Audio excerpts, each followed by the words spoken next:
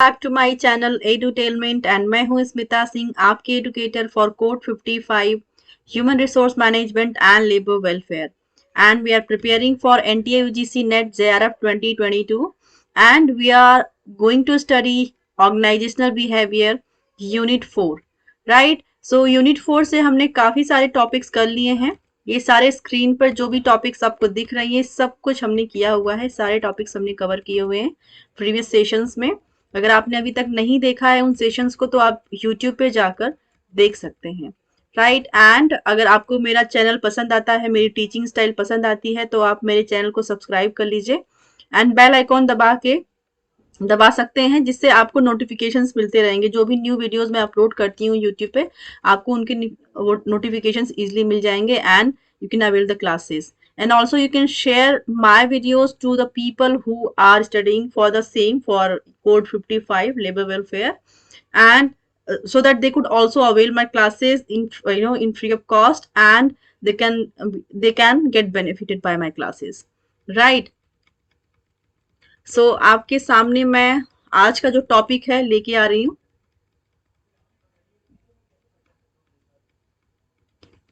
Last sessions में हमने ये सारे टॉपिक्स किए थे। डेफिनेशन ऑफ पावर की बात की थी हमने, बेसिस ऑफ पावर की बात की थी हमने, रिवॉर्ड पावर, लेजिटिमेट पावर की बात की थी हमने, factors contributing to political behaviour, उसके अंदर हमने बात की थी इंडिविजुअल फैक्टर्स की एंड ऑर्गेनाइजेशनल फैक्टर्स की, right? And what is organisational culture, उस पर बात किया था हमने। व्हाट डू कल्चर्स डू, क्या कल्चर करता है, कल्चर का क्या काम है, इस पे भी बात की थी हमने लास्ट सेशन में। Creating an ethical organisational culture, ये टॉपिक भी हमने लास्ट सेशन में लिया था, right? So now today we'll start from conflict and negotiation. So हम conflict and negotiation की बात करेंगे, उनके definition को समझेंगे, क्या है conflict, right? So सबसे पहले देखेंगे A, there are several common themes which underlie most definitions. पहला, the parties to it must perceive conflict. सबसे पहले तो आपको आइडेंटिफाई करना है कि आप अगर किसी भी पर्टिकुलर चीज के बारे में बात कर रहे हैं तो आप पहले आपको डिफाइन करना पड़ेगा कि दिस इज द कॉन्फ्लिक्ट और नॉट। कॉन्फ्लिक्ट है तो क्या है, किस वजह से कॉन्फ्लिक्ट है, किस टाइप का कॉन्फ्लिक्ट है। सबसे पहले आपका जो इनिशियल फेज होगा, that you'll have to perceive, you'll have to understand the conflict, कि कॉन्फ्लिक्ट है क्या, क्यों है कॉन्फ्लिक्ट, कहाँ से कॉन्फ्लिक्ट आया है, किसके बेसिस पे आप इसको कॉन्फ्लिक्ट कर रहे हैं, right? Second, commonalities in the definitions are opposition or incompatibility and some form of interaction. B, B देखेंगे, we define conflict as a process that begins when one party perceives that another party has negatively affected or is about to negatively affect something that is first party cares about. यहाँ पे अब क्या बात करेंगे, conflict का मतलब क्या होता है? कॉन्फ्लिक्ट इज कि कोई पार्टी, लाइक दो पार्टीज है, उनमें से एक पार्टी आपके काम से या फिर किसी भी वजह से वो नेगेटिवली अफेक्ट हो रही है उस चीज से। तो ऑब्वियस सी बात है, अगर कोई भी पार्टी अगर नेगेटिवली अफेक्ट हो रही है किसी दूसरे पार्टी की वजह से, किसी थर्ड पार्टी की वजह से, तो कॉन्फ्लिक्ट क्रिएट होगा फॉर श्योर, राइट? क्योंकि वहां पे मिसअंडरस्टैंडिंग होगी, मिसकॉन्सेप्शंस होंगे, आर्ग्यूमेंट्स होंगे, तो that is the conflict, right? First देखेंगे बी में, this describes that point when an interaction crosses over to become an inter-party conflict. It encompasses the wide range of conflict that people experience in organization. ठीक है, organisations के अंदर आपको wide range में conflict देखने को मिलेगा, राइट? कभी कभी आप देखेंगे कि इंटर पार्टी के बीच में ही कॉन्फ्लिक्ट होता है, वो एक दूसरे से असहमत होते हैं, सहमत नहीं होते हैं। जो उनके काम करने के तरीके हैं, जो उनका विचार है, जो उनका स्टाइल है काम करने का, वो एक दूसरे से मैच नहीं करता है। तो कभी कभी क्या होता है, इंटर ग्रुप कॉन्फ्लिक्ट होता है, कभी कभी इंटर पार्टी कॉन्फ्लिक्ट होता है, कभी कभी तो ऐसा होता है कि ऑर्गेनाइजेशन के अंदर जो लोग हैं अपने अपने स्टाइल से काम करते हैं, तो उनके अंदर भी, उनके बीच भी कॉन्फ्लिक्ट अराइज हो जाता है, राइट? देखेंगे ट्रांजिशंस इन कॉन्फ्लिक्ट थॉट, क्या ट्रांजिशन है कॉन्फ्लिक्ट थॉट के अंदर, will see here.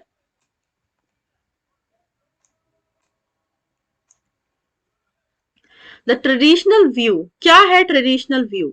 The early approach to conflict assumed all conflict was bad and to be avoided.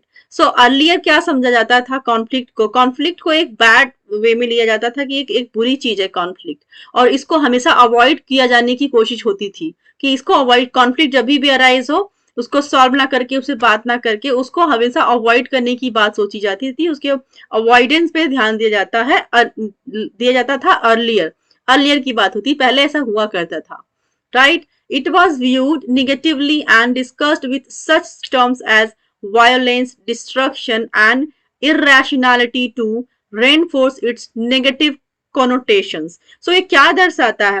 आप जब भी कॉन्फ्लिक्ट की बात करेंगे तो आपके माइंड में एक व्यू बन के आ जाएगा, एक इमेज बन के आ जाएगी, एक थॉट बन के आ जाएगा दैट ये वायलेंस की तरह होता है, लाइक ये वायलेंट होता है इन नेचर, ये डिस्ट्रक्शन क्रिएट करता है, ये इरेशनैलिटी होती है कि जहां पे जब कॉन्फ्लिक्ट क्रिएट होता है तो लोग अपनी रैशनैलिटी भूल करके फाइट में आ जाते हैं, क्वेरल करने लगते हैं. So this is the negative, that is why this affects negatively to the people, right? So conflict को इस तरह से देखा जाता है, right?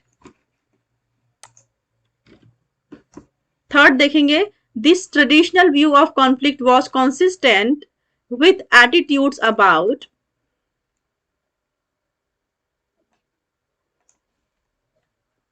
group behavior that prevailed in the 1930s and 1940. ठीक है, so क्या कह रहे हैं, क्या कहने की कोशिश कर रहे हैं? The traditional view of conflict was consistent with attitudes about group behavior that prevailed in 1930s and 1940s. So ये group conflict कब prevail हुआ था, कब लोग जानने लगे थे, कब इसको समझने लगे थे? That was in the time period of 1930 to 1940s. 1930s and 40s में ये आपको पीरियड देखने को मिला जहां पे लोग रिकॉग्नाइज करने लगे, समझने लगे कि that this is the conflict, right? And conflict was a dysfunctional outcome resulting from poor communication. So conflict का सबसे बड़ा कारण क्या आपको देखने को मिलेगा? That is the poor communication. जब लोगों के बीच में कम्युनिकेशन नहीं होगा तो ऑब्वियस सी बात है वहां पे मिसअंडरस्टैंडिंग क्रिएट हो जाएगी, जहां पे मिसअंडरस्टैंडिंग क्रिएट हो जाएगी वहां पे कॉन्फ्लिक्ट फॉर श्योर अराइज होगा ही होगा, राइट? लैक ऑफ ओपननेस, जहां पे ओपननेस नहीं रहती है, क्योंकि कम्युनिकेशन नहीं रहेगा तो ओपननेस नहीं रहेगा, क्योंकि कम्युनिकेशन अगर हो तो हर चीजें एक ट्रांसपेरेंट हो जाती है, क्लियर हो जाती है, ओपननेस रहती है वहां पे. सो जब पुअर कम्युनिकेशन होगा तो वहां पे लैक ऑफ ओपननेस भी होगा. And trust between people and the failure of managers to be responsive to the needs and aspirations of their employees. So वहीं पर इन सारी चीजों, जो एक छोटी छोटी चीजें एक ऑर्गेनाइजेशन के अंदर होती हैं, उन सबसे एक बड़ा कॉन्फ्लिक्ट क्रिएट हो जाता है, जैसे कम्युनिकेशन की कमी की वजह से, लैक ऑफ ओपननेस की वजह से, ट्रस्ट बिटवीन पीपल, लोग एक दूसरे से बिलीव करना, एक दूसरे के ऊपर बिलीव करना कम कर देते हैं, नहीं करते हैं. Failure of managers to be responsive, तो इस केस में क्या होता है, जो मैनेजर्स होते हैं ना वो रिस्पॉन्सिबल नहीं होते हैं, वो रिस्पॉन्सिबिलिटी नहीं लेते हैं. And this is the reason behind the conflict, right? आपने देखा क्लियर वे में, जहां पे कम्युनिकेशन कि क्या लैक होगा वहीं पर आपकी ओपननेस का लैक होगा, वहां पे क्लैरिटी नहीं रहेगी, एम्बिग्यूटी रहेगी चीजों में, ट्रस्ट नहीं रहेगा एक दूसरे के बीच में, मैनेजर्स अपने सबऑर्डिनेट को अच्छे से हेल्प नहीं करते, उस केस में वो रिस्पॉन्सिबिलिटी नहीं लेते क्योंकि उनको लगता है कि ठीक है इनका कॉन्फ्लिक्ट उनका है, हम क्यों बीच में पड़े, हम क्यों सॉल्व करें, ठीक है? तो वो रिस्पॉन्सिबल नहीं होते हैं, right? So this is the problem, behind the conflict. This is the reason behind the conflict, you can say. The view that all conflict is bad certainly offers a simple approach to looking at the behavior of people who create conflict. ठीक है, तो जो person conflict create करते हैं उनको एक bad way में लिया जाता है, क्योंकि कोई भी पर्सन ऑर्गेनाइजेशन के अंदर है, वो चीजों को ट्रांसपेरेंट करने की बजाय, सपोज मैनेजर की अगर बात कर लेते हैं, वो चीजों को क्लियर करने के बजाय, कम्युनिकेशन करने की बजाय, ओपननेस होने की बजाय वो चीजों को और हॉच पॉच करता है और ज्यादा एम्बिग्यूटी क्रिएट करता है, तो उससे क्या होता है, जो कॉन्फ्लिक्ट के चांसेस ज्यादा हो जाते हैं और in a certain way that person is considered as a bad person, right? So वो बैडली इन्फ्लुएंस करता है टीम मेंबर्स के ऊपर, right? And we need merely direct or attention to the cause of conflict and correct those malfunctions to improve group and organizational performance. We need merely direct our attention to the cause of conflict and correct those malfunctions to improve group and organizational performance. So इस case में क्या होता है कि आपको फिर attention की जरूरत पड़ती है, चीजों को समझने की जरूरत पड़ती है कि किस तरह से जो ये सारी चीजें हो रही हैं, ऐसा जो माहौल क्रिएट हो गया है कॉन्फ्लिक्ट का, उसको कैसे मिनिमाइज किया जाना चाहिए, किस तरह से उसको खत्म किया जाना चाहिए, किस तरह से एक अच्छा माहौल बनाया जाए ऑर्गेनाइजेशन के अंदर, right? And this view of conflict fell out of favor for a long time as researchers came to realize that some level of conflict was inevitable. So कभी कभी क्या फील होता है ऑर्गेनाइजेशन के अंदर कि ये जो कॉन्फ्लिक्ट अराइज हुआ है ऑर्गेनाइजेशन के अंदर, इसको ये इनएलिएबल है, राइट? इसको हम खत्म नहीं कर सकते, इसको रिमूव नहीं कर सकते, इसको हटा नहीं सकते, क्योंकि कॉन्फ्लिक्ट का लेवल इतना बढ़ जाता है, इतना वो डिफिकल्ट हो जाता है उसको सॉल्व करना कि गिव अप कर देते हैं मैनेजर्स की ये तो सॉल्व होने से रहा, क्योंकि चीजें बहुत ज्यादा बिगड़ चुकी हैं, राइट? सो ऑब्वियस सी बात है कि अगर कॉन्फ्लिक्ट को लेकर के पहले से ही अगर अवेयरनेस हो, पहले से ही पीपल मिसअंडरस्टैंडिंग ना क्रिएट करें, कम्युनिकेशन उनका अच्छा रहे, एक दूसरे के साथ उनका जो इंटरपर्सनल रिलेशनशिप है कम्युनिकेशन के जरिए अच्छा हो, एम्बिग्युइटी ना हो, ठीक है, तो उस केस में क्या होगा कि कॉन्फ्लिक्ट के चांसेस कम हो जाते हैं। लेकिन अब सारी चीजें जब एक साथ होने लगती हैं तो फिर जो एनवायरनमेंट है ऑर्गेनाइजेशन का वो खराब ही होने लगता है, फिर एक लेवल पे लगता है कि ये तो अब इसको ठीक करना मुश्किल हो रहा है, मुश्किल ही नहीं नामुमकिन हो रहा है, you can say, right? So this is the conflict. B देखेंगे द इंटरएक्शनिस्ट व्यू। क्या इंटरएक्शनिस्ट व्यू है for conflict? Will see here not all conflicts are good. So यहाँ पे क्या कह रहे हैं कि not all conflicts are good, मतलब हमेशा हर तरह के जो कॉन्फ्लिक्ट होते हैं वो गुड नहीं होते। इट मीन्स कि कहीं ना कहीं कुछ थोड़े किसी न किसी टर्म में आप इसको अच्छे की तरह भी ले सकते हैं कि अच्छा भी होता है। कहते हैं ना कि कभी हर अच्छी चीज में बुरी चीज छिपी होती है, हर बुराई में कुछ अच्छाई भी होती है। तो कॉन्फ्लिक्ट एक लेवल पे आप मान सकते हैं कि कहीं कहीं अच्छा भी होता है ऑर्गेनाइजेशन के लिए, कहीं ना कहीं वो आपके लिए बेनिफिशियल भी होता है, लेकिन आप ये नहीं कह सकते conflict is good in the organization and for the organization. So यहाँ पे कह रहे हैं not all conflicts are good. दूसरा, task conflict relates to the content and goals of the work. जो टास्क से रिलेटेड टास्क होते हैं, जो टास्क से रिलेटेड कॉन्फ्लिक्ट्स होते हैं, they are based on the contents and goals of the work. So basically किस लिए ऐसे कॉन्फ्लिक्ट अराइज होते हैं? जब आप कोई भी काम करने जाते हैं, तब जब आप किसी गोल पे काम करने जा रहे हैं, ठीक है, राइट? अब सपोज एक टीम मेंबर्स हैं, टीम मेंबर्स एक ग्रुप है सपोज, ठीक है, उस ग्रुप को एक काम दे दिया गया कि आपको ये काम करना है, स्पेसिफिक टाइम पीरियड में आपको इसका आउटपुट देना है, इसको इसका रिजल्ट सुनाना है आपको। सपोज आपको 5 बंदों की टीम दे दी गई है और आपको वो काम 1 महीने के अंदर या फिर 15 दिन के अंदर खत्म करना है। सो अब उस काम को खत्म करने के लिए अगर कोहेसिवनेस है जो टीम मेंबर्स हैं तो अच्छी बात है, लेकिन वो अपने अपने फिर अगर कभी कभी क्या होता है, most of the time what happen is कि इंटरनली जो 5 पर्सन के जो ग्रुप होता है, टीम होती है, उनमें ही अपने आपस में ही मतभेद होने लगता है कि सपोज पर्सन ए बोल रहा है कि इस काम को इस तरीके से किया जाना चाहिए, दूसरा बोल रहा है नो इस तरह से नहीं, ये इस तरह से करेंगे तो ये और इफेक्टिव होगा, थर्ड बोलेगा नहीं ये दोनों ही आइडियाज मुझे ठीक नहीं लग रहे हैं, इसका कोई तीसरा वे होना चाहिए। तो इस तरह से क्या होता है कि इंटर कॉन्फ्लिक्ट क्रिएट हो जाता है, क्योंकि उन्होंने अपने अपने तरीके से सोचा है उस चीज को करने का, राइट? लेकिन अगर सारे मिलकर एक कम्युनिकेशन करके एक बेस्ट वे निकालते हैं, एक बेस्ट आइडिया निकालते हैं, तो वहीं पर चीजें स्मूथ हो जाती हैं। लेकिन अगर वहां पे स्मूथ की बजाय चीजें और बिगड़ जाती हैं तो फिर क्या होता है, कॉन्फ्लिक्ट क्रिएट हो जाता है। सो मेनली क्या होता है, गोल से रिलेटेड जो ये कॉन्फ्लिक्ट क्रिएट हो जाते हैं ऑर्गेनाइजेशन के अंदर, जो कि स्पेसिफिक काम के लिए आपको सौंपा जाता है, स्पेसिफिक काम के जरिए जो आप कह सकते हैं कि जो स्पेसिफिक काम आपको दिया गया है और उस स्पेसिफिक काम का जो गोल है कि किस टाइम पे कितने स्पेसिफिक टाइम पीरियड में आपको खत्म करना है, कितने क्वांटिटी में आपका उसका प्रोडक्शन करना है, कितनी क्या क्वालिटी होनी चाहिए, इन सारी चीजों को लेकर के कॉन्फ्लिक्ट क्रिएट हो जाता है ये ऑर्गेनाइजेशन के अंदर। थर्ड देखेंगे, process conflicts relates to how the work gets done. So process में क्या आ जाएगा कि प्रोसेस के अंदर किस तरह से पर्टिकुलर काम को किया जाना चाहिए, क्या टेक्निक्स यूज होनी चाहिए, क्या स्ट्रेटेजीज फॉलो होनी चाहिए, इन चीजों को लेकर के भी कॉन्फ्लिक्ट क्रिएट हो जाता है ऑर्गेनाइजेशन के अंदर। फोर्थ है मीनिंग्स, ठीक है, मीनिंग्स इन द सेंस कि अपने अपने एक सेंस में अपने अपने तरीके से जो काम करना चाहते हैं, पीपल वो ना कर पाके, क्योंकि आप अकेले नहीं उस टीम के अंदर है, आपके पीछे आपके साथ 4-5 लोग और हैं। अगर 5 बंदों की टीम है तो बाकी लोग हैं, उनसे भी राय मशवरा करिए, उनका भी साथ लीजिए, उनसे भी सहमति लीजिए, उनके साथ कोऑपरेट करिए, वो आपके साथ कोऑपरेट करे। तो मीनिंग का यही यही मतलब है यहाँ पर, right.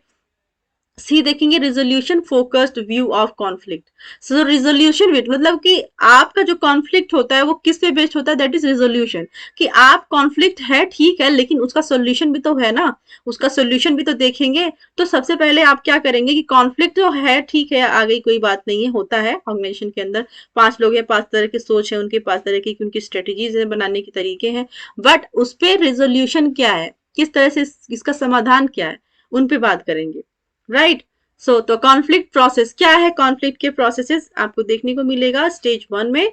Latent conflict, potential opposition और इनकम्पैटिबिलिटी। इसमें देखेंगे पहला कम्युनिकेशन। कम्युनिकेशन का बहुत बड़ा रोल होता है किसी भी ऑर्गेनाइजेशन में, communication is must, right. Communication as a source of conflict represents those opposing forces that arise from semantic difficulties, misunderstanding, and noise in the communication channels. Different word connotations, jargon, insufficient exchange of information, and noise in the communication channel are all barriers to communication and potential anecdotes to antecedents to conflict. So क्या कह रहे हैं, communication का किस तरह से role होता है और कॉन्फ्लिक्ट के अंदर। सपोज अब हम बात करें किसी मीडियम के थ्रू बात करें, सपोज जैसे मैं आपको अभी वर्चुअली पढ़ा रही हूँ, ठीक है, ऑनलाइन सोर्स के थ्रू पढ़ा रही हूँ, मैं आपको पढ़ा रही हूँ, अपने इमोशंस दिखा रही हूँ अपने, लेकिन मेरी बॉडी लैंग्वेज आप देख रहे हैं, मेरे एक्सप्रेशन को देख रहे हैं, लेकिन अगर मेरी आवाज आप तक नहीं जाएगी तो आप सोचेंगे कि क्या बोल रही है, क्योंकि हम वर्चुअली पढ़ाई कर रहे हैं, राइट। सो हमारा जो मीडियम है वो हमारा लैपटॉप है, ये स्पीकर है, ठीक है, यू कैन से। तो अगर स्पीकर काम नहीं करेगा तो मैं भले ही अपने एक्सप्रेशन से आपको समझा रही हूँ, अपने मूवमेंट समझा रही हूँ, बॉडी लैंग्वेज से समझा रही हूँ, लेकिन स्टिल अगर मेरी आवाज आप तक नहीं जाएगी तो आप समझ नहीं पाएंगे कि मैं किस टॉपिक पे बात कर रही हूँ, क्या बात कर रही हूँ। So that is why we are saying कि कभी कभी क्या होता है, जो कम्युनिकेशन का जो कॉन्फ्लिक्ट होता है कम्युनिकेशन की वजह से भी आ जाता है। जैसे कि हम जो मीडियम जो सोर्सेज यूज कर रहे हैं कम्युनिकेशन में वो इफेक्टिवली काम नहीं कर रहे, वो ट्रांसफर नहीं कर रहे हैं, ठीक है, कहीं ना कहीं वो डीकोड नहीं कर पा रहे हैं इफेक्टिवली। मैं इनकोड तो कर रहे हैं लेकिन वो डीकोड नहीं कर पा रहे हैं।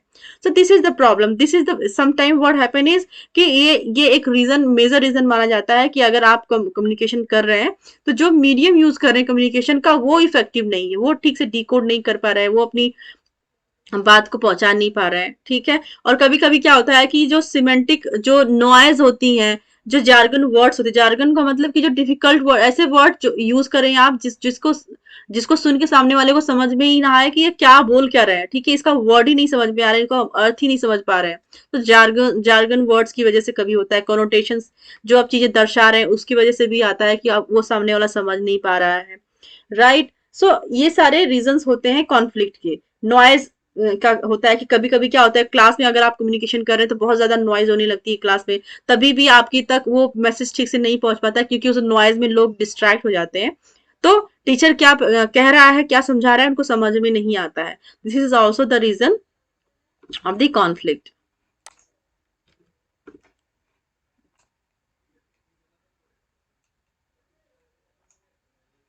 Semantic difficulties are a result of differences in training, selective perception and inadequate information. So जो semantic barriers होते हैं, जो noise के barrier होते हैं, जो like कहते हैं कि किसी न किसी barrier की वजह से जो बैरियर्स होते हैं वो किस किस किस फॉर्म में होते हैं, ट्रेनिंग में आपको देखने को मिलता है। सिलेक्टिव परसेप्शन, कुछ लोग क्या होते हैं कि वो मान के बैठ जाते हैं कि अच्छा ये चीज ऐसे ही होनी है, उनका सिलेक्टिव परसेप्शन होता है, वो इस एक चीज के लकीर से कहते हैं ना कि लकीर के फकीर हो जाना, ठीक है, उनको कोई और तरीका कोई और मेथड बता दिया जाए, नहीं उनको मानना ही नहीं, उनको समझना नहीं है, सिर्फ उन्होंने एक चीज पकड़ लिया और उसी पे उनको फोकस करना है, ठीक है। तो सिलेक्टिव परसेप्शन की वजह से भी सिमेंटिक की वजह से भी कॉन्फ्लिक्ट अराइज होते हैं। एंड इनएडिक्वेट इंफॉर्मेशन, मतलब इंफॉर्मेशन कभी कभी आपको कंप्लीट नहीं आती है, राइट। सो उसकी वजह से भी आपको without like incomplete knowledge, incomplete और इंफॉर्मेशन की वजह से भी कॉन्फ्लिक्ट क्रिएट हो जाते हैं। The potential for conflict increases when either too little or too much communication takes place. कभी कभी क्या होता है कि कॉन्फ्लिक्ट के रीजन में आपको देखने को मिलता है कि आपकी जो कम्युनिकेशन है वो बहुत ही शॉर्ट, इतना शॉर्ट हो जाता है कि आप उसका जो उस चीज का जो सारी समझ में नहीं आता कि एग्जैक्टली वो मुद्दा क्या है, वो बात क्या है, इतना शॉर्ट हो जाती है वो चीज। वो कम्युनिकेशन जो होता है वो इतना शॉर्ट हो जाता है कि उनको समझ में ही नहीं आता है सामने वाले को कि कह क्या रहे हैं, कहना क्या चाहते हैं, राइट, किस बात पे बात कर रहे हैं, वही नहीं पता चल पाता। और कभी कभी क्या होता है कि कम्युनिकेशन इतना ज्यादा टाइम ले लेता है कि उसमें भी इंसान बोर होने लगता है, तभी भी वो क्या कहता है कि सब चीजें हवा में चली जाती हैं, माइंड से बाहर निकलने लगता है। तो उस केस में भी कॉन्फ्लिक्ट के चांसेस होते हैं। सी देखेंगे, the channel chosen for communication communicating can have an influence on stimulation opposition, right. जो चैनल, जो सोर्स आप यूज कर रहे हैं कम्युनिकेशन का, दैट शुड बी इन्फ्लुएंसर। अगर नहीं होता है तो भी कॉन्फ्लिक्ट के चांसेस होते हैं।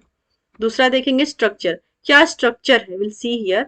ए, the term structure includes variables such as size, degree of specialization, jurisdictional clarity, member goal, capability, leadership styles, reward systems, and degree of dependence.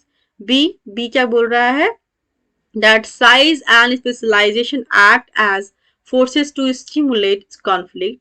उसमें बी में वन देखेंगे, the larger the group and more specialized its activities the greater the likelihood of conflict. So यहाँ पे क्या कहने की कोशिश कर रहे हैं कि जब आपका ग्रुप साइज बहुत बड़ा हो जाता है और आपकी जो एक्टिविटीज होती है वो स्पेशलाइज्ड होती है, स्पेसिफिक होती है, तो उसमें भी कॉन्फ्लिक्ट देखने को मिलता है। क्योंकि जब लार्जर साइज ऑफ ग्रुप हो जाता है, जब ग्रुप का जो साइज होता है ज्यादा बड़ा हो जाता है, तो क्या होता है ग्रुप में फिर इंटर कॉन्फ्लिक्ट क्रिएट हो जाता है। क्यों? क्योंकि वो एक दूसरे के आइडियाज से कॉन्फ्लिक्ट क्रिएट करते हैं, एक दूसरे के आइडिया से वो डिसएग्री होते हैं, एग्रीमेंट नहीं होता है उनका। दैट इज वाई क्या होता है कि हमेशा जो ऑर्गेनाइजेशन के अंदर कोशिश होती है मैनेजर्स की कि जब भी वो टीम का फॉर्मेशन करे तो उसको थोड़ा सा स्पेसिफिक रखें, थोड़ा शॉर्ट रखें। लाइक ऐसा नहीं कि 15-20 पर्सन का आप टीम बना दें, नहीं, कम से कम 5 या 7 लोग मेंबर अगर हैं किसी टीम में तो ज्यादा सही रहता है। उसमें क्या होता है कि उनका काम जो भी उनको सौंपा जाता है वो इफेक्टिवली टाइम से कर देते हैं एंड उसमें कॉन्फ्लिक्ट के भी चांसेस कम रहते हैं। लेकिन वहीं पर किसी भी काम करने के लिए अगर बिग साइज का जो टीम का फॉर्मेशन कर देते हैं तो भी वहां पे कॉन्फ्लिक्ट क्रिएट होते हैं, right. The potential of for conflict is greatest where group members are younger and turnover is high. और इस आप कहीं कहीं ये भी देखने को मिलता है कि जो ग्रुप के मेंबर्स हैं अगर वो थोड़े कम एज के होते, मेच्योर नहीं होते, क्योंकि कम एज के पीपल थोड़ा क्योंकि एक्सपीरियंसेस से लोग सीखते हैं, एक्सपीरियंसेस से ही मेच्योरिटी आती है। तो अगर जो बहुत ज्यादा यंग पीपल हैं, यंग जो जनरेशन के जो बच्चे हैं जो बिल्कुल यंग है, अभी ज्वाइन किए हैं ऑर्गेनाइजेशन को या फिर नए हैं उस काम के लिए, यंग है, तो उनके बीच कॉन्फ्लिक्ट ज्यादा देखने को मिलता है क्योंकि वो मेच्योरिटी से हैंडल नहीं कर पाते हैं। और वहीं पर क्या होता है टर्नओवर हाई होने लगता है, फिर लोग छोड़ के जाने लगते हैं इंटरनल कॉन्फ्लिक्ट की वजह से। डी देखेंगे, the greater the ambiguity in responsibility for action lies, the greater the potential for conflict. The potential for conflict is greatest where group members are younger and turnover is high. D, the greater the ambiguity in responsibility for actions lies, the greater the potential for conflict. The diversity of goal among group is a major source of conflict. So आपको D और ई में क्या देखने को मिल रहा है, that is कि जब ग्रेटर एम्बिग्यूटी हो जाती है, जब चीजें क्लियर नहीं होती हैं, स्पष्टता यू कैन से अस्पष्टता ज्यादा हो जाती है, एम्बिग्यूटी बढ़ जाती है, तो वहां पर कॉन्फ्लिक्ट के चांसेस भी बढ़ जाते हैं। क्योंकि जब चीजें क्लियर नहीं होगी, कम्युनिकेशन कम होगा, चीजें क्लियर नहीं होंगी, तो वहां पे इंटरनल कॉन्फ्लिक्ट होना लाजमी है, राइट। ई देखेंगे, the diversity of goals among group is a major source of conflict. जब डाइवर्सिटी हो जाए, लोगों की सोच एक दूसरे से ना मिले, एक दूसरे से अलग अलग सोचते हैं, डाइवर्सिटी हो जाती है, एक दूसरे से अलग सोचते हैं, नंबर ऑफ आइडियाज हैं लेकिन उस पे आप नंबर ऑफ आइडिया, क्योंकि एक टीम के लिए एक आइडिया काफी है, राइट। कोई एक बेस्ट आइडिया चूज करिए और उस पर काम करिए, ना कि आप अब 5 मेंबर है, 5 मेंबर्स अपने अपने आइडियाज लेके आ रहे हैं लेकिन एग्जीक्यूट कोई नहीं हो पा रहा है, सो उसमें भी कॉन्फ्लिक्ट क्रिएट हो जाता है, right. So these are the reasons under the structures. Conflict, conflict का जो स्ट्रक्चर है आपको देखने को मिला किस तरह से कॉन्फ्लिक्ट क्रिएट हो सकता है। एफ देखा हमने, एफ देखेंगे, a close style of leadership increases conflict potential. जो क्लोज स्टाइल ऑफ लीडरशिप है इंक्रीजेस कॉन्फ्लिक्ट पोटेंशियल। जी देखेंगे, too much reliance on participation में ऑल्सो स्टिमुलेट कॉन्फ्लिक्ट। एच देखेंगे, reward systems too are found to create conflict when one members gain at another's expenses. Means कि team के अंदर क्या होता है कि किसी को आप रिवॉर्ड दो, किसी को पनिशमेंट दो। मीन्स कि किसी को पर्सन को आप बोलो कि अरे इसने तो बहुत अच्छा काम किया, लेकिन दूसरे जो मेंबर्स हैं उनको भी तो अप्रिसिएशन मिलना चाहिए, कहीं ना कहीं उनका लॉस है वहीं पर। सेम काम किया, सारी मेहनत उन्होंने दी, सारा टाइम उन्होंने भी दिया, लेकिन किसी एक को अप्रिसिएशन मिल रहा है, किसी एक को नहीं मिल पा रहा है, राइट। सो दूसरे का गेन हो रहा है लेकिन एक का कह रहे हैं कि एक विन कर रहा है, एक लूज कर रहा है, तो एक के विन से दूसरे का लॉस हो रहा है, ये भी एक कॉन्फ्लिक्ट क्रिएट करता है। एच देखेंगे, finally if a group is dependent on another group opposing forces are stimulated. Means कि जब दो ग्रुप होते हैं तो एक ग्रुप दूसरे पे हावी होता है, या फिर दूसरे पे एक ग्रुप जो होता है दूसरे ग्रुप पे डिपेंडेंट होता है, तो उस केस में भी कॉन्फ्लिक्ट के चांसेस बढ़ जाते हैं। क्यों? क्योंकि कहीं ना कहीं दूसरे ग्रुप को ये लगता है कि उनको लाइक क्यों उन पे ही सारा बर्डन क्यों दिया जाए, राइट। आप सारा बर्डन हम पे क्यों डाल रहे हैं, हमारे टीम पे क्यों डाल रहे हैं, हमारे मेंबर्स पे क्यों डाल रहे हैं। सो क्या होता है कि डिपेंडेंसी की वजह से भी कॉन्फ्लिक्ट क्रिएट हो जाता है, राइट। पर्सनल वेरिएबल्स क्या है कॉन्फ्लिक्ट के अंदर, हम देखेंगे, include individual value system and personality characteristics. Certain personality types lead to potential conflict. कुछ एक पर्सनालिटी टाइप है जो कॉन्फ्लिक्ट को लीड करते हैं, कॉन्फ्लिक्ट को क्रिएट करते हैं। देखेंगे, most important is differing value systems.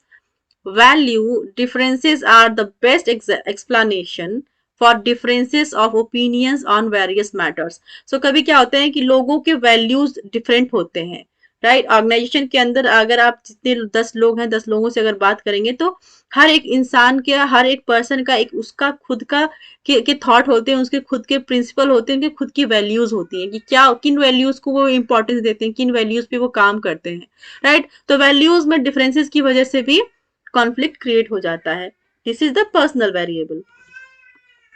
Stage 2 में देखेंगे, perceived conflict, cognition and personalisation. इसके अंदर हम बात करेंगे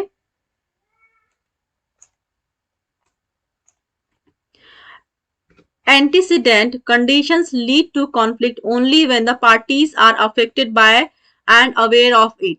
Conflict is personalized when it is felt and when individuals become emotionally involved.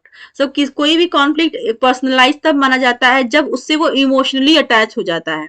So this is the personalized conflict you can say, right? जब वो कोई भी person किसी भी situation से, किसी भी चीज से वो एक इमोशनली जुड़ जाए उस चीज से, और वो चीज कॉन्फ्लिक्ट क्रिएट कर दे, right. So this is the personalized conflict, you can say. This stage is where conflict issues tend to be defined and this definition delineates the possible settlements. Second, emotions play a major role in shaping perceptions. जो हमारे emotions होते हैं ना, बहुत ही important role play करते हैं हमारे perception को शेप करने में।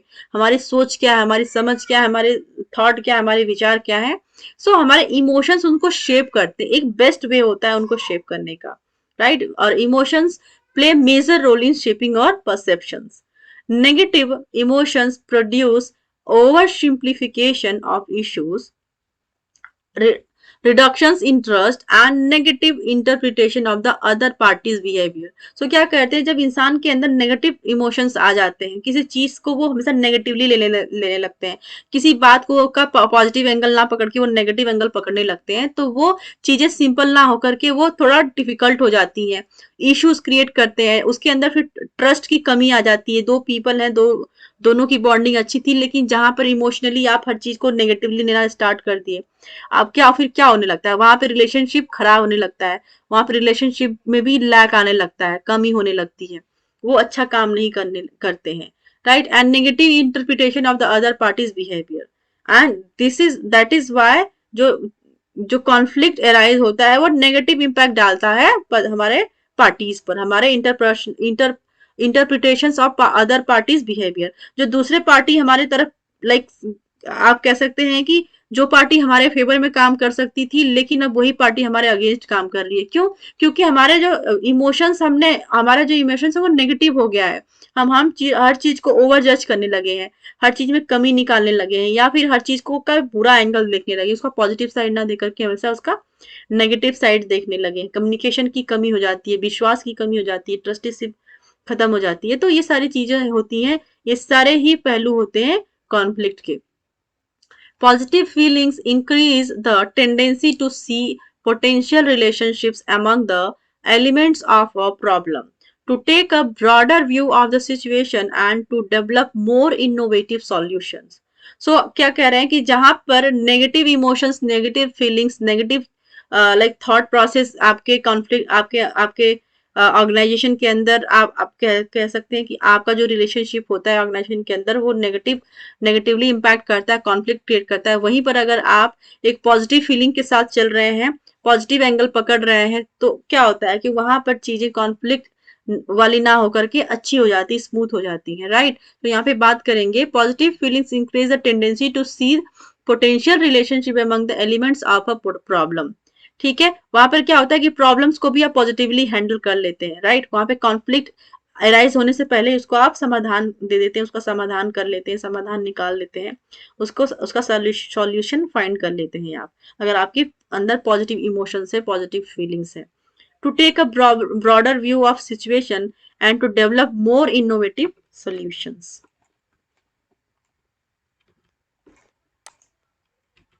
राइट। थर्ड स्टेज क्या है? Failed intentions. क्या है फेल्ड इंटेंशंस है, हम देखेंगे, इंट्रोडक्शन पार्ट देखेंगे। Intentions are decisions to act in a given way. ठीक है, आपके इंटेंशंस, क्यों नहीं बोलता है ना कि आपको कि आपका क्या इंटेंशन क्या है, क्या करना क्या चाहते हैं आप, किस तरह से काम करना चाहते हैं, तो this is the intention. So यहाँ पे बात करेंगे intentions are decisions to act in a given way. तो इंटेंशंस क्या होते हैं? वो आपके डिसीजंस होते हैं कि आप किस तरह से उस काम को करना चाहते हैं, किस वे में उस काम को करना चाहते हैं, this is the intention, right. Why are intention separated out as a distinct stages? क्यों इंटेंशंस को अलग अलग चीजों में, अलग अलग भागों में बांटा गया है, उनको अलग अलग कैटेगराइज किया गया है। merely one party attributing the wrong intentions to the other escalates a lot of conflict. So क्या होता है कि एक पार्टी दूसरे के लिए करे कि गलत चीज प्लान कर रही है, उसके लिए जो कहते हैं कि जो रास्ते हैं उनके लिए उनको डिफिकल्ट बनाती, अपना काम निकालने के लिए, अपने फायदे के लिए दूसरी पार्टी का नुकसान कर देते हैं किसी न किसी वजह से।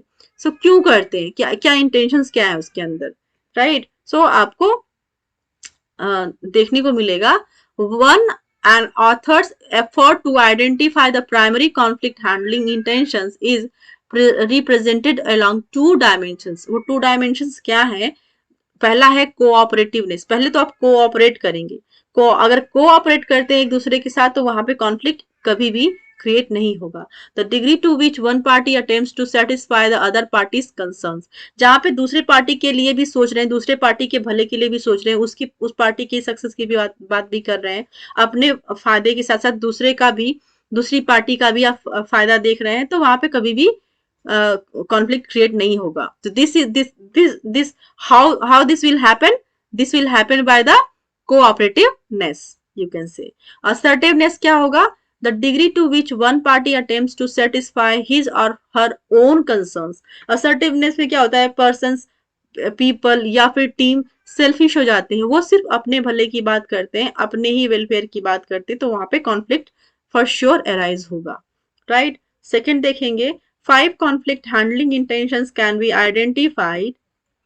क्या क्या क्या 5 कॉन्फ्लिक्ट हैं जो आपको आइडेंटिफाई जो कि आइडेंटिफाइड किया किया गया है देखेंगे। पहला है कॉम्पीटिंग, दूसरा है कोलैबोरेटिंग, थर्ड है अवॉइडिंग, फोर्थ है एकोमोडेटिंग एंड फिफ्थ है कॉम्प्रोमाइज। ठीक है, सो ये पांचों को पढ़ेंगे, इन पांचों के बेसिस पे क्वेश्चन भी बनता है, क्वेश्चन आए हुए हैं प्रीवियस एग्जाम्स में, प्रीवियस ईयर्स में, तो आप इसको अच्छे से पढ़ेंगे। सो सबसे पहले देखेंगे कि जो 5 कॉन्फ्लिक्ट हैंडलिंग इंटेंशन है वो क्या क्या क्या है। सबसे पहले तो देखेंगे उनके नाम को, कभी कभी क्या उनके नाम पूछ लिए जा सकते हैं कि क्या क्या उनके नाम है। कोलैबोरेटिव के जगह आपको कोऑपरेशन कर सकते हैं, कुछ और ना वर्ड दे सकते हैं इससे रिलेटेड, राइट। राइट, सो हम देखेंगे पहला जो कॉन्फ्लिक्ट की जो 5 हैंडलिंग लोग कॉन्फ्लिक्ट हैंडलिंग डायमेंशन है, इंटेंशन है, you can say they are competing, collaborating, avoiding, accommodating and compromise. So इन पांचों को हम अलग अलग समझेंगे। ठीक है, कॉम्पिटिंग क्या है सबसे पहले देखेंगे। When one person seeks to satisfy his or her own interest, regardless of the impact on other parties to the conflict. So क्या कह रहे हैं, competing when one person seeks to satisfy his or her own interest regardless of the impact of other parties to the conflict. जब competing क्या होता है, competing मतलब competition, competition में क्या होता है कि आप हमेशा एक पार्टी, आप अपने कॉम्पिटिटर से आगे निकलना चाहेंगे, हमेशा चाहेंगे कि आप अपने कॉम्पिटिटर को बीट कर दें। सो दिस इज द कंपटीशन, जहां पर सिर्फ आप अपने भले की बात करते हैं, ना कि अपने अदर पार्टी के भले की बात करते हैं। वहां पर हमेशा आप विनर बनना चाहेंगे, आप हमेशा चाहेंगे कि मैं अदर पार्टी को बीट करूं, उससे आगे निकल जाऊं। दिस इज द कॉम्पिटिशन, ये भी एक कॉन्फ्लिक्ट का रीजन होता है। दूसरा देखेंगे collaborating, when the parties to conflict each desires to fully satisfy the concern for all parties, the intention is to solve the problem by clarifying differences rather than by accommodating. So यहाँ पे क्या करें, जहाँ पे collaborate करते हैं, एक दूसरे के साथ मिल करके ये उनके डिफरेंसेस को खत्म करने की बात करते हैं। कोलैबोरेट करने का मतलब होता है कि मिलजुल के काम करते हैं, वो मिलजुल करके जो कॉन्फ्लिक्ट हुए हैं उन पे काम करते हैं, उनके डिफरेंसेस को खत्म करते हैं। This is the collaboration. ठीक है, सो इस तरीके से आप कॉन्फ्लिक्ट को खत्म करते हैं, राइट। तीसरा देखेंगे avoiding, a person may recognise that a conflict exist and want to withdraw from it और सप्रेस इट एकोमोडेटिंग। ठीक है, यहाँ पे अकोमोडेटिंग को यहाँ पे मैंने हाईलाइट नहीं किया है। सो यहाँ पे अवॉइडिंग में क्या बात कर रहे हैं कि अवॉइडिंग में क्या होता है, कभी कभी क्या होता है आपको देखने को मिलेगा कि आपने देखा कि कॉन्फ्लिक्ट है सामने वाली पार्टी की वजह से, या फिर जो दो पार्टीज हैं, सपोज आपकी पार्टी और आपके सामने वाली पार्टी, दो पार्टीज हैं, दोनों के बीच में कोई कॉन्फ्लिक्ट एराइज हो रहा है, लेकिन आप क्या कर रहे हैं कि आप अवॉइड कर रहे हैं, आप सोच रहे हैं कि कॉन्फ्लिक्ट हो ही ना, वो उस कॉन्फ्लिक्ट को खत्म करने के लिए उस पर आप बात ना करके, उसका सोल्यूशन ना निकाल करके, आप सोल्यूशन पे ना पहुंच करके आप क्या करते हैं, कॉन्फ्लिक्ट को खत्म करने के लिए आप अवॉइड कर जाते हैं कि ठीक है कोई बात नहीं, डिफरेंसेस हैं तो कोई बात नहीं, उसको आप इग्नोर करके आगे बढ़ जाते हैं। तो एक ये भी रीजन होता है कि कहीं ना कहीं आप अवॉइडिंग से भी कॉन्फ्लिक्ट को खत्म कर सकते हैं। कॉन्फ्लिक्ट तब होगा जब आप किसी पर्टिकुलर कोई नेगेटिव चीज देख रहे हैं, उस पर आप रिएक्ट करेंगे, फिर आपका आर्ग्यूमेंट होगा, उस पर आपका डिसएग्रीमेंट होगा, फिर चीजें नहीं बनेंगी, फिर चीजें खराब होने लगेंगी, किसी एक पार्टी का फायदा हो जाएगा, दूसरी पार्टी का नुकसान हो जाएगा, तो हो जाएगा कॉन्फ्लिक्ट। लेकिन वहीं पर आप देखेंगे कि नुकसान हो रहा है, डिसएग्रीमेंट है, कोई प्रॉब्लम है, लेकिन स्टिल हमें अवॉइड करके आगे निकल जाना है। तो इस केस में भी आप अवॉइडिंग में भी अवॉइड करके भी कॉन्फ्लिक्ट को खत्म कर सकते हैं। मीन्स कॉन्फ्लिक्ट का सॉल्यूशन तो नहीं ढूंढते, लेकिन आप उस टाइम के लिए उस कॉन्फ्लिक्ट से बाहर निकल जाते हैं, राइट। डी देखेंगे accommodating, what is the accommodating, when one party seeks to appease an opponent, that party is willing to be self sacrificing. So accommodating में क्या होता है कि जो एक पार्टी होती है दूसरी पार्टी के लिए सेक्रीफाई कर देती है कि ठीक है, आपका अगर विन हो रहा है, आप विन कर रहे हैं मेरे थोड़े से लॉस की वजह से, तो कोई बात नहीं, आप ले जाइए, आप सक्सेसफुल रहिए, आप प्रॉफिटेबल रहिए, कोई बात नहीं, इस टाइम के लिए मैं सेक्रीफाई कर सकता हूँ। तो क्या होता है कि एकोमोडेटिंग में क्या होता है कि एक पर्सन का लो एक पर्सन खुद सेक्रीफाई कर लेता है कि ठीक है कोई बात नहीं है, आप आगे बढ़ जाइए। ठीक है, सो ये हो गया एकोमोडेटिंग, एकोमोडेट कर देते हैं वो। लास्ट देखेंगे कॉम्प्रोमाइज, कॉम्प्रोमाइज में क्या होगा, when each party to the conflict seeks to give up something, sharing occurs resulting in a compromised outcomes. there is no clear winner or loser and the solution provides complete satisfaction of both parties concerns. तो यहाँ पे क्या करें, compromise में क्या होता है कि यहाँ पे आप किसी को आइडेंटिफाई नहीं कर पाएंगे कि कौन विनर है कौन लूजर है, क्योंकि वो कॉम्प्रोमाइज कर लेते हैं, राइट, कि ठीक है आपका कोई नुकसान ना हो मेरा नुकसान ना हो, ठीक है, अगर नुकसान हो रहा है तो दोनों का हो, राइट। तो इस वे में क्या करते हैं वो कॉम्प्रोमाइज कर लेते हैं, वहां पर भी इस तरीके से कॉम्प्रोमाइज करने से भी, कॉम्प्रोमाइज वर्ड से कॉम्प्रोमाइज का जो एक तरीका वो निकालते हैं उससे भी कॉन्फ्लिक्ट को खत्म कर सकते हैं, वहां पे कॉन्फ्लिक्ट एराइज ना हो इसलिए वो कॉम्प्रोमाइज कर लेते हैं कि ठीक है ना आपका लॉस हो ना मेरा लॉस हो, ना आप विनर बनो ना मैं लूजर बनूं, तो ऐसे इस तरह से वो कॉम्प्रोमाइज करके आगे बढ़ जाते हैं। This is the compromise. तो इस तरह से हमने देखा कि कॉन्फ्लिक्ट के जो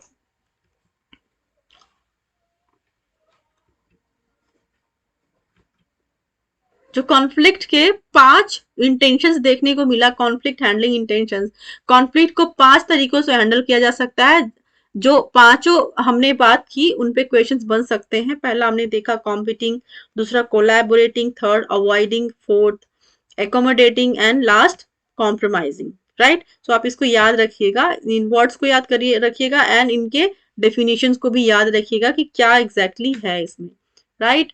सो स्टेज 4 में हम देखेंगे मैनिफेस्ट कॉन्फ्लिक्ट बिहेवियर।